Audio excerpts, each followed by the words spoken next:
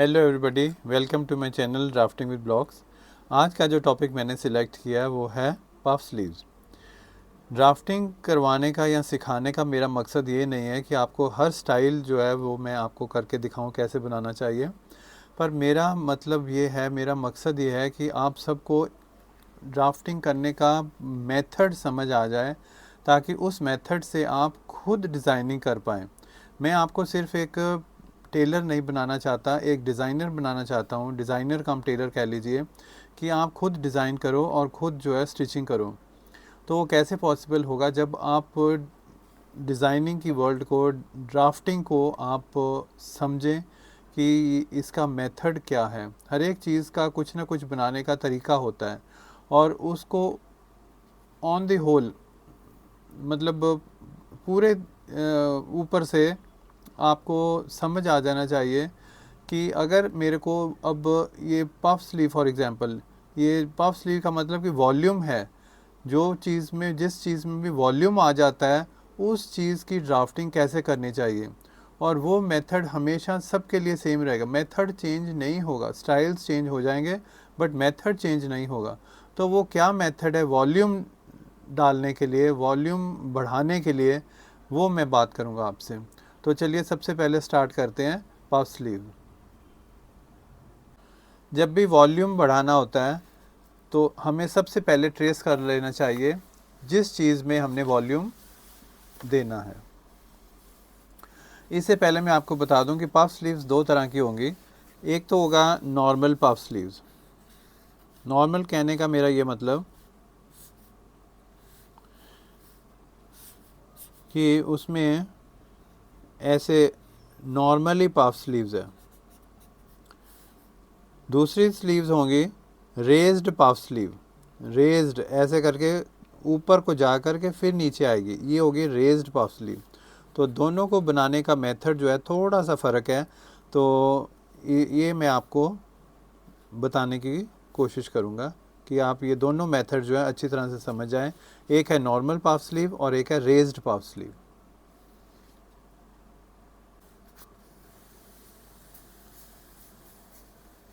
Trace करने के बाद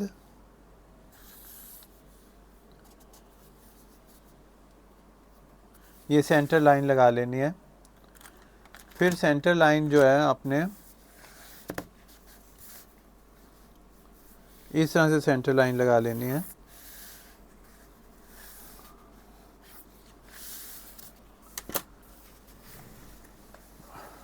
फिर इसको कटिंग कर लेना है। सेंटर लाइन लगा करके फिर इसको कटिंग कर लेना है। मैं आपको बता रहा हूँ कि हमने इसमें वॉल्यूम कैसे देना है।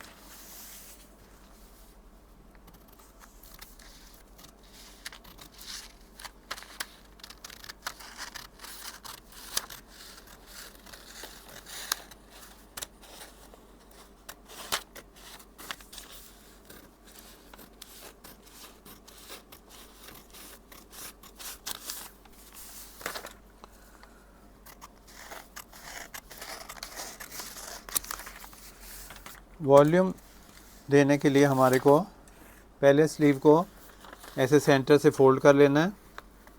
फोल्ड करने के बाद आप चेक कर लीजिए कि दोनों जो एजेस हैं वो बराबर होने चाहिए, और फिर एक फोल्ड और कर देना चाहिए।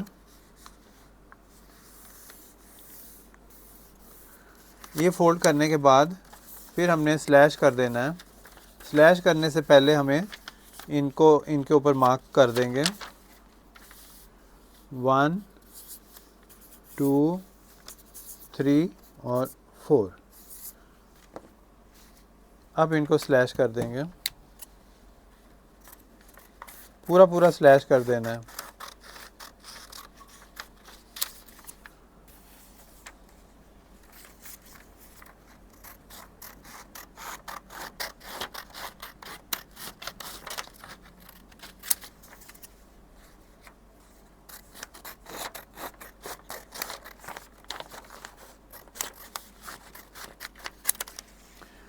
स्लैश करने के बाद अब हमने देखना है कि हमारा बाइसेप जो है वो हमने कितना रखना है। बाइसेप मान लीजिए 14 इंचज़ रखना है हमारे को। तो 14 इंचेस की एक स्ट्रेट लाइन लगा लेनी चाहिए। 14 इंच की एक स्ट्रेट लाइन लगा लेनी चाहिए। इधर से भी फैलाएंगे तो हमें और पेपर चाहिए होगा, इसलिए यहाँ से स्टार्ट करते हैं। 14 इंच की एक स्ट्रेट लाइन लगा लेंगे, ये होगी बाइसेप वाली लाइन। हाफ हो गया 7 इंच पे, तो एक स्ट्रेट लाइन लगा लेंगे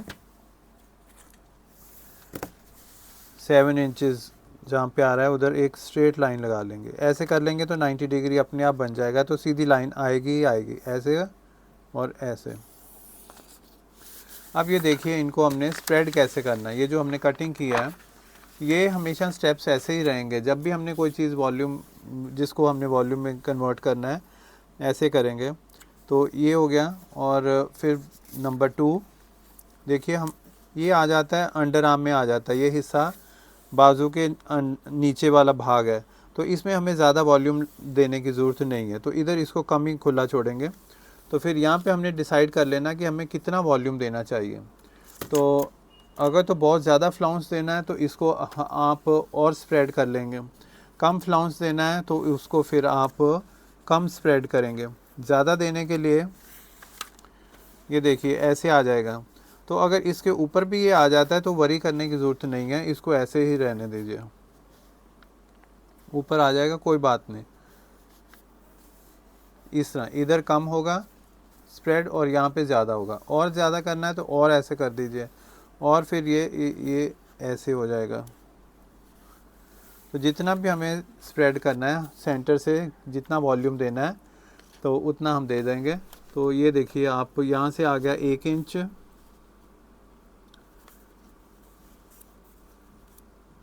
यहाँ से 1 इंच रख छोड़ेंगे और यहाँ से छोड़ेंगे 5.5 इंच हो गया। तो 5.5 इंच ही हमें दूसरी तरफ भी स्प्रेड करना पड़ेगा। फिर ये जो सेंटर वाली लाइन लगाई थी हमने, सेंटर वाली लाइन से इसको ऐसे करके फोल्ड कर लेना है, क्योंकि दोनों तरफ साइड सीम जो है वो सेम बराबर होनी चाहिए, इसलिए ट्रेसिंग व्हील के साथ इसको ट्रेस कर लेंगे।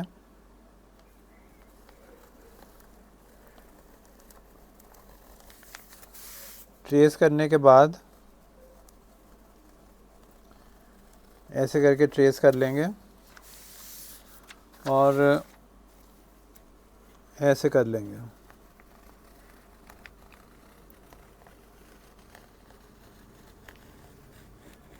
सीम अलाउंस के लिए फिर यहाँ से हम पेपर को फोल्ड कर लेते हैं, और फोल्ड करने के बाद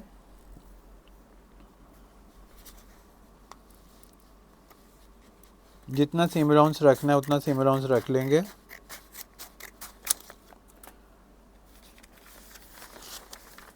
ये इस तरह आ जाएगा। और फिर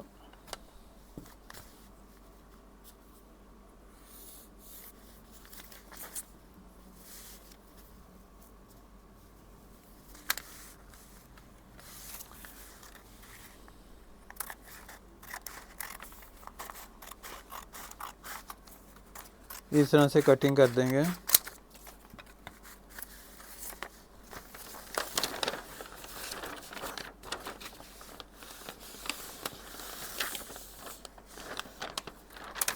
ये देखिए, ये इस तरह से अगर हमने 1 इंच का सीम अलाउंस रखना है तो ये बराबर जो है बना देंगे।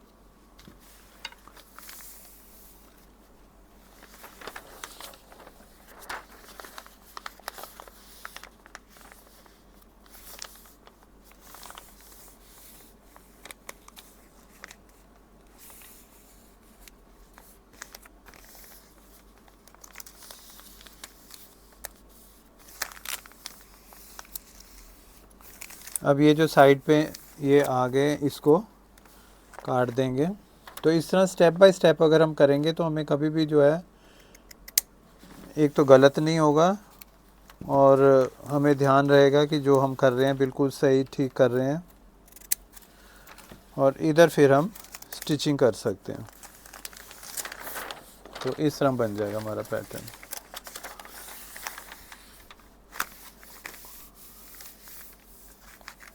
और ये जो हमने ट्रेसिंग वाली लाइन लगाई थी, इसके ऊपर ऊपर जा कर के कटिंग कर देंगे। तो ये हमारा जो है पैटर्न तैयार हो जाएगा। किसके लिए? पफ स्लीव्स के लिए।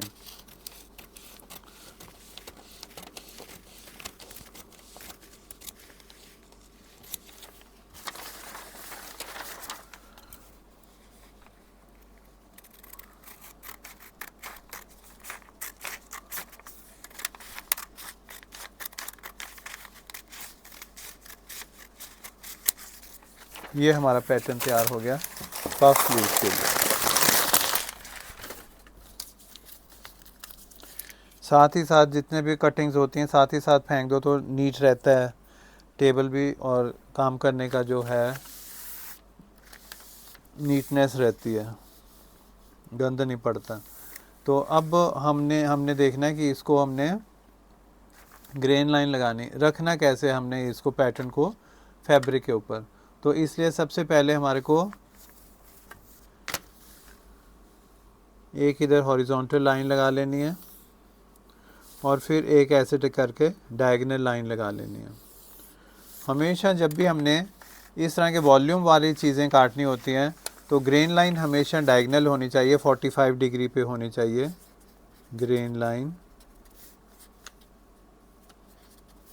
45 डिग्री पे। क्योंकि फैब्रिक जो होता है वो हमेशा ज़्यादा वॉल्यूम में रहता है अगर बायस लाइन होती है, तो इस बात का ध्यान दें। मैं अभी आपको बताता हूँ कि अब हमने फैब्रिक के ऊपर इसको कैसे रखना है। ये देखिए, ये हमारा फैब्रिक है, ये सेल्वेज है, ये सेल्वेज है, ये फैब्रिक है। इसके ऊपर हमने जो है अपना पैटर्न जो है रखना है। जैसे कि अभी मैंने बताया था कि grain line has to be parallel to the selvage. हमेशा ग्रेन लाइन जो है ये सेल्वेज के ये ग्रेन लाइन होगी, ये सेल्वेज हो गया, ये सेल्वेज वाली लाइन है। तो ग्रेन लाइन को पैरेलल होना चाहिए सेल्वेज पे। तो इस तरह रखते हुए हमने ट्रेस कर लेना है, इसकी सारी सब तरफ से ट्रेस कर लेना है।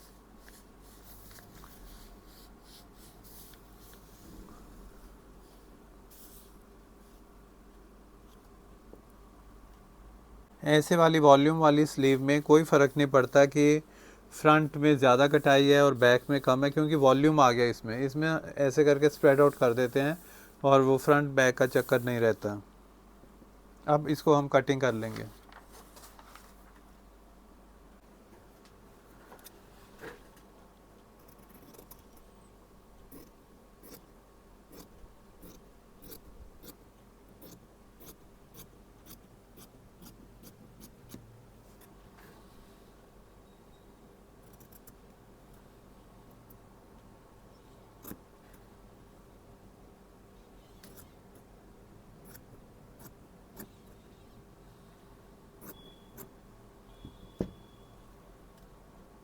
कटिंग करने के बाद एक बारी फिर इसको ऐसे फोल्ड करके देख लें कि सारी तरफ से ये ठीक है, मिल रहा है कि नहीं मिल रहा। ऐसे करके जब हमने चेक कर लिया इसको सब तरफ से, साइड सीम भी मिलनी चाहिए, तो अब हमने इसको रनिंग स्टिच के साथ, ऐसे बड़े बड़े टांके के साथ, रनिंग स्टिच के साथ, मशीन के ऊपर भी आप बड़ी स्टिच के साथ इसको स्टिच कर सकते हैं। मैं अभी दिखाता हूँ हमें क्या करना चाहिए।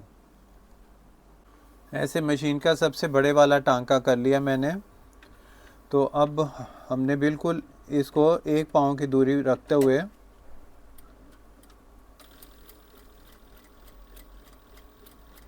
इस तरह धीरे धीरे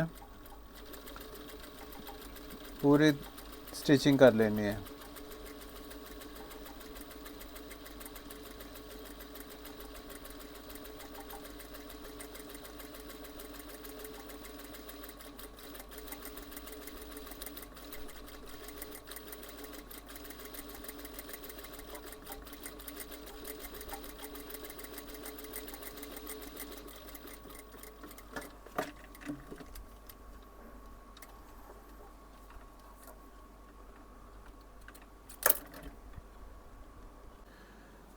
पूरी स्टिचिंग करने के बाद ऐसे करके इसको गैदर्स डाल लेने चाहिए।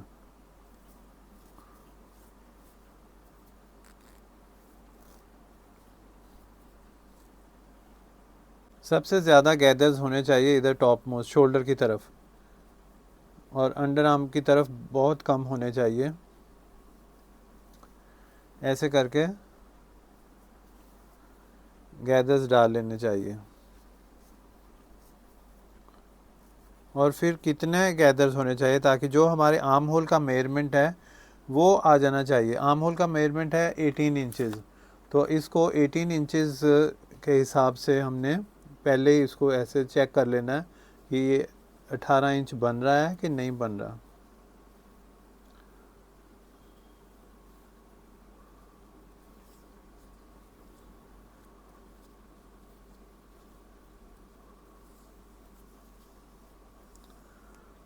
सोलह, 17, 18, तो इस तरह करके ये इस तरह देख लीजिए।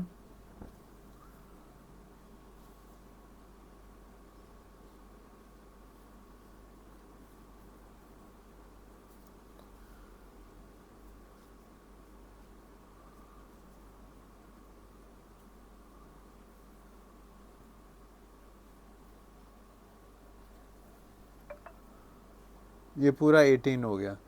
अब जब 18 इंचेस आ जाता है तो थोड़ा सा 1 इंच ज़्यादा बढ़ा करके रखना चाहिए, क्योंकि सीम अलाउंस चाहिए हमारे को, स्टिच भी तो करना है हमारे को। तो 19 इंचेस बना लेंगे इसको।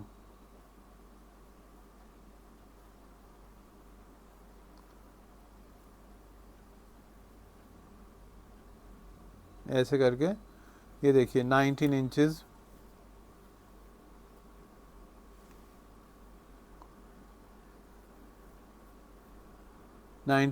कर लेंगे। तो अब आधा आधा इंच जो है हम सीम इसको सिल लेंगे। गैदर्स डालने के बाद फिर इस तरह से आपने मिला लेना है, सेंटर पॉइंट निकाल लेना है, और सेंटर पॉइंट को सेंटर के ये आर्म होल पे रख करके सेंटर को सेंटर पे मिला करके राइट साइड लगा के और ऐसे पिन्स लगा के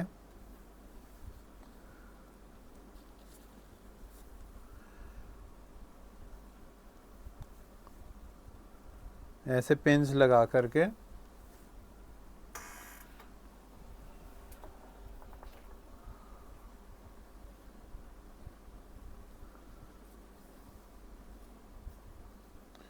और इधर तक मिला लेना है। पहले ये एजेस पकड़ लेने हैं।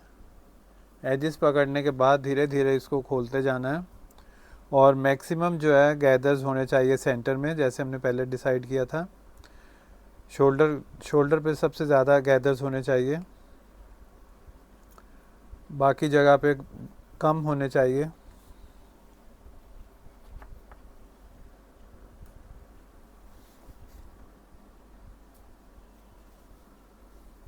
इस तरह अब आप मशीन के ऊपर इसको हम स्टिचिंग कर लेंगे। तो देखिए अब स्टिचिंग करने के बाद इस तरह से गैदर्स पड़ जाएंगे, इसको बोलते हैं पफ स्लीव। तो अब नेक्स्ट इसके साथ ही जो मिलती जुलती स्लीव है वो है रेज्ड पफ स्लीव। जैसे कि मैंने अभी आपको समझाया था कि रेज्ड मतलब ऐसे और शोल्डर से ऐसे और ऊपर से ऐसे खड़ी है स्लीव। तो इस तरह का बनाने के लिए हमारे को अब ये स्लैशिंग्स जो हमने की थी वो नहीं चाहिए, बस ये जो हमने स्प्रेड आउट किया था पहले वो ही चाहिए। और इसके ऊपर हमने और बढ़ा करके, मैं अभी दिखाता हूँ आपको कैसे करना है। मेथड जो देखो वो ये वही रहेगा। सेंटर में हमने लाइन लगा लेनी है, और वही पैटर्न जो हमने पहले यूज़ किया था पफ स्लीव के लिए, तो वो वाला पफ स्लीव वाला पैटर्न यूज़ करना हमने। तो यहाँ से स्टार्ट करते हुए और ऊपर चले जाना है,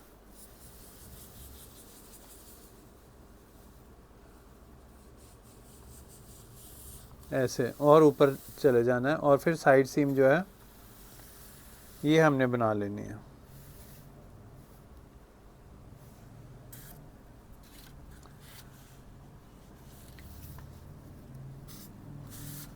ये हाफ पैटर्न जो है हमने, क्योंकि दूसरी साइड भी वैसे ही होगी, दोनों साइड ऐसे ट्रेस करने की ज़रूरत नहीं होती। इसको ऐसे करके फोल्ड कर लीजिए।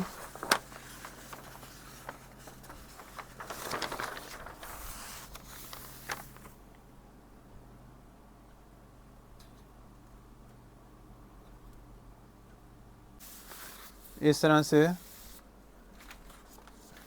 सेंटर मिला करके,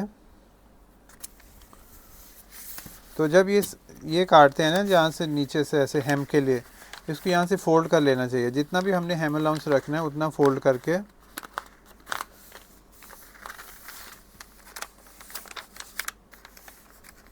तो फिर जो है हम कटिंग करेंगे।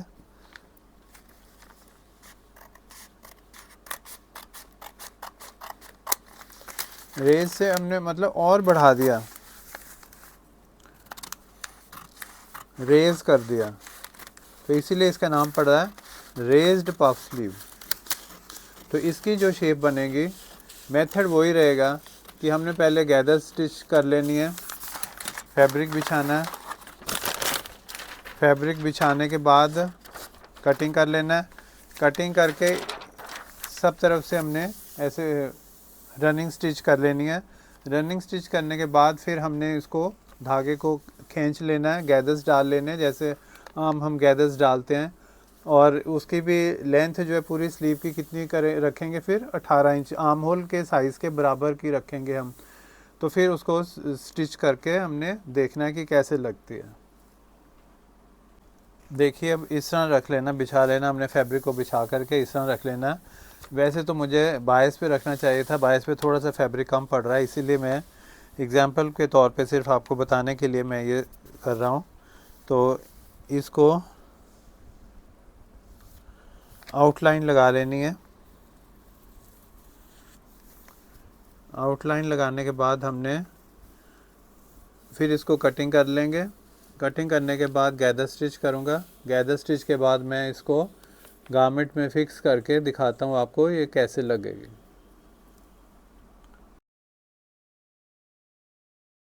स्टिचिंग करने के बाद फिर ये कुछ ऐसे दिखाई देगी, कितना उठी हुई है ये स्लीव, और कंपैरिजन कीजिए रेज्ड पफ स्लीव और नॉर्मल पफ स्लीव का, कितना फ़र्क है। तो ये था डेमो रिगार्डिंग पफ स्लीव्स। अगर आपको ये मेरी वीडियो पसंद आई हो तो please do not forget to like and subscribe. Your efforts will be highly appreciated. Thank you so much.